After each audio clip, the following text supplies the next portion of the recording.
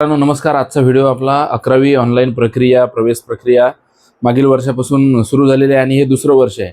तर यामध्ये आपल्याला कॅप राऊंड 1 मध्ये 29 तारखेला लिस्ट लागली आणि आपल्याला त्याचा SMS पण आलेला आहे। तर यामध्ये आता बरेच पालक जे आहेत तर ते संभ्रमावस्थेत आहेत। तर आपला ॲडमिशन कशी घ्यायची, तर यामध्ये आपला नंबर ज्या कॉलेजला लागलेला आहे, जे प्रिफरन्सेस आपण दिले होते 1 2 3 त्यानुसार काही विद्यार्थ्यांचा नंबर लागला असेल आणि काहींचा लागला नसेल।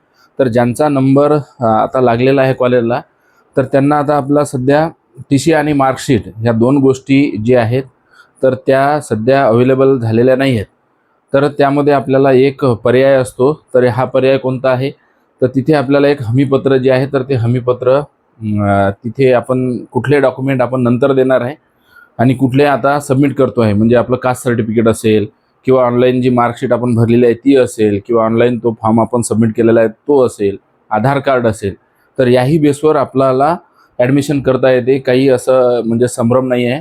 म्हणून आता 29 तारखेला लागल्यानंतर आज आम्ही जे आहे तर आर्टच्या असेल, कॉमर्सच्या असेल आणि सायन्सच्या असेल तर त्या तिन्ही ॲडमिशन केल्या आणि आपण आज बुटले महाविद्यालयामध्ये आर्टच्याही साधारणतः 12 ते 11 ॲडमिशन आज ज्यांचा नंबर लागलेला आहे त्यांना 2 दिवसापूर्वीच म्हणजे 29 तारखेलाच आपण त्यांना कॉन्टॅक्ट केला आणि मग आज जी आहे 30 तारखेला त्यांचे ॲडमिशन घेतल्या। मग आता राहिलेल्या ज्यांच्या ॲडमिशन बाकी असेल तर त्यांनी काय करायचं आहे, आता आजचं शनिवार असल्यामुळं सोमवारी जे आहे तर जिथे आपला नंबर लागला असेल तर तिथे जाऊन त्या कॉलेजला जाऊन आपण संपर्क करायचा आहे आणि आपले डॉक्युमेंट जे आहेत तर जेवढे डॉक्युमेंट आपल्याकडे सध्या हजर आहेत तर ते आपण द्यायचे आहेत। आता बरेचसे आपण पाहतो की कास्ट सर्टिफिकेट काही आपल्याला अप्लाय केलेले असतात, त्याची पावती आपल्याकडे असते, ते नंतर आले तरी हरकत नाही। आणि आपली TC आणि मार्क लिस्ट हे दोन्ही डॉक्युमेंट आपले नंतर आपण समजा तिथे जो हमीपत्र लिहून देतो आहे तिथे जे आपल्याकडे उपलब्ध नाही, सध्या उपलब्धच झालेलं नाही कोणाला, म्हणून काळजी न करता सोमवारी आपण जिथे आपल्याला ज्या महाविद्यालयामध्ये किंवा ज्या स्कूलमध्ये आपल्याला काही ठिकाणी ज्युनियर कॉलेज अटॅच असतात तिथे आपण ते जावं, म्हणजे घाबरून जाण्याचं त्याच्यामध्ये काही कारण नाही।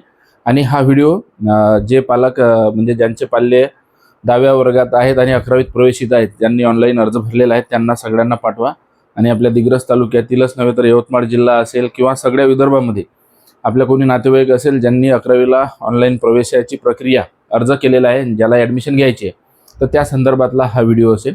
बरेचदा असं होतं की काही कॉलेजची लिस्ट समजा टप जाते, म्हणजे जिथं 85-90च्या वर कट ऑफ त्यांचा असतो, तर तिथे आपण फर्स्ट प्रिफरन्स देतो, तर त्यावेळेला तिथे आपला नंबर लागत नाही, तर मग एखाद्या वेळेला तिथे दुसऱ्या आपण कॉलेज दिलेलं असतं तिथं नंबर लागतो। तर मग अशा वेळेस वेटिंग करायचं का, किंवा मग आपला नंबर केव्हा लागेल, तर बरेचदा आपल्याला जिथे 2 आपण ऑप्शन द्यायला पाहिजे तर तिथं त्या एखाद्या कॉलेजला आपण तिसऱ्या ऑप्शनला ठेवतो।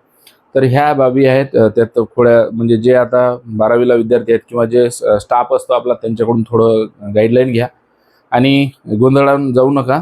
आता हे 1 ते 3 तारखेपर्यंत आपल्याला आपला प्रवेश जे महाविद्यालय आपल्याला भेटलं आहे कनिष्ठ महाविद्यालय, तर तिथे जाऊन आपला प्रवेश निश्चित करायचा आहे।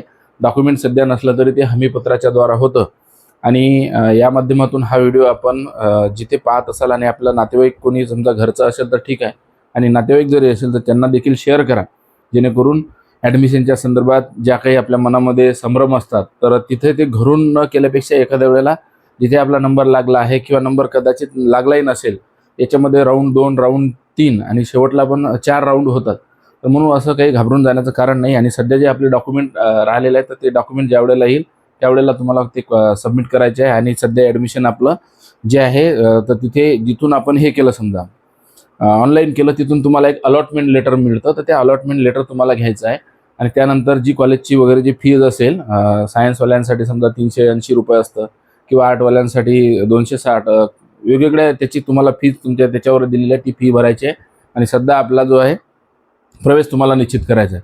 म्हणून आता 1, 2 आणि 3 या 3 तारखेपर्यंत जर आपल्याला नंबर कॉलेज मिळालं असेल तर विदाऊट आपल्याला TC आणि मार्कशीट आपल्याला ॲडमिशन प्रोविजनल जे आहे ते घेता येणार आहे, तिथे तुम्हाला काही असं अडचण येणार नाही। म्हणून याचं जे आहे ते कुठलंही घाबरून न जाता आपला जिथे नंबर लागला त्या महाविद्यालयाशी संपर्क करा आणि आपला प्रवेश निश्चित करा आणि आपल्या पेजला पण निश्चितपणे आता फॉलो करायला आणि यूट्यूबवर सबस्क्राईब करायला विसरू नका। भेटूया नेक्स्ट इन्फॉर्मेशनसह, तोपर्यंत थँक्स, धन्यवाद।